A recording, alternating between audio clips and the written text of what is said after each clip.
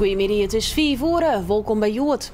Friesland staat op het tweede plak als het gaat om het stellen van motoren en boten. Dat meldt het Korps Landelijke Politiediensten.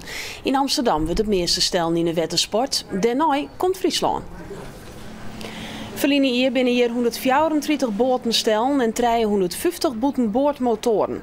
In 2008 ging het om 86 vaartuigen en 333 motoren. Het binnen vooral lietsere boten, als sloepen, rubberboten en motorboten.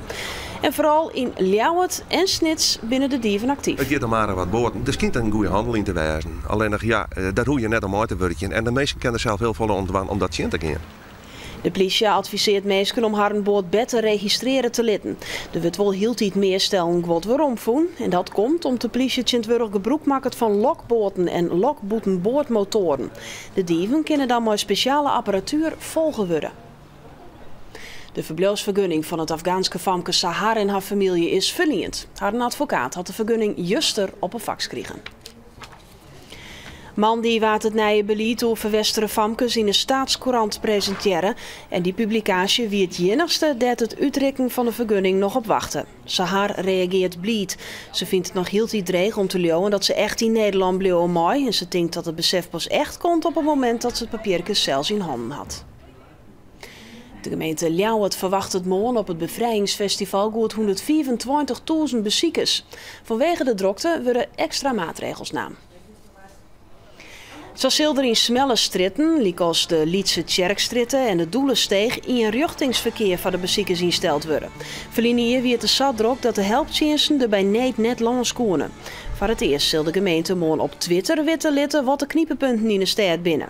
Het publiek kan zo de drukste plakken mijen. Ook zal dit hier weer streng gecontroleerd worden op alcoholmisbruik. Het fietsroutenetwerk in Noordwest-Friesland luidt er min bij. Knooppuntborden ontbreken of binnenmin te lezen, om ze veel worden terug te zinnen. Nou, we rijden eigenlijk de Elfstedentocht, maar we hebben onze eigen route uitgestippeld met de knooppunten. Er staan meer borden op de kaart dan er in de werkelijkheid staan, dus dat geeft wel eens wat verwarring. Stichting Dwarp en Bedrijf Friesland is verantwoordelijk voor het onderhoud.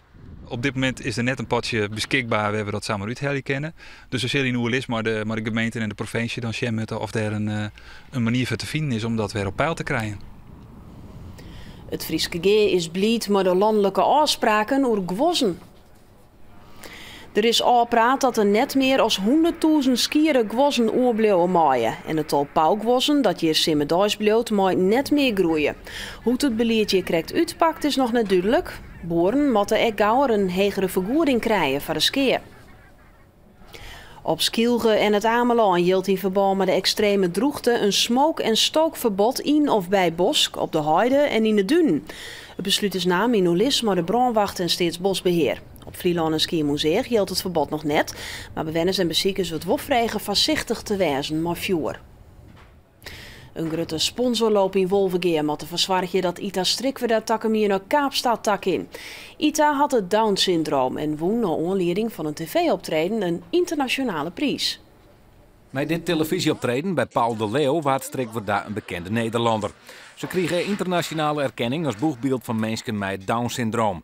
In 2012 werd Ita op een congres in Zuid-Afrika verwacht om een wichtige prijs op te halen. Het geldt voor de reis erheen en het verblijf met de inwoners van Wolvengeer zelfs met verschillende sponsoracties bij elkaar helpen. Hoe meer we geld krijgen, hoe meer mijn collega's, het team van de LNB, die ook mee kunnen.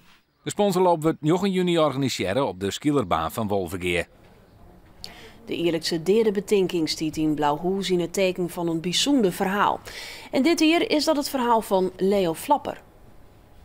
Alles staat al klaar voor de betinking van Joen. Leo Flapper stoor in juni 1944.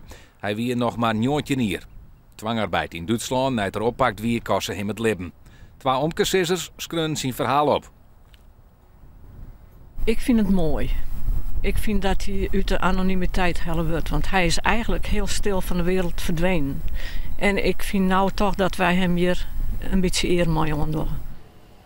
En dat besluit nog het waar. De komende nacht is het vrij helder en koud, maar op grondplakken vroorstone groen. En morgen is het maar zonnetje of 18 graden alweer warm van de tijd van het dier. Er is wel een soort bewolking. De wind is zwak ontmatig en komt uit het eersten en het zuideersten.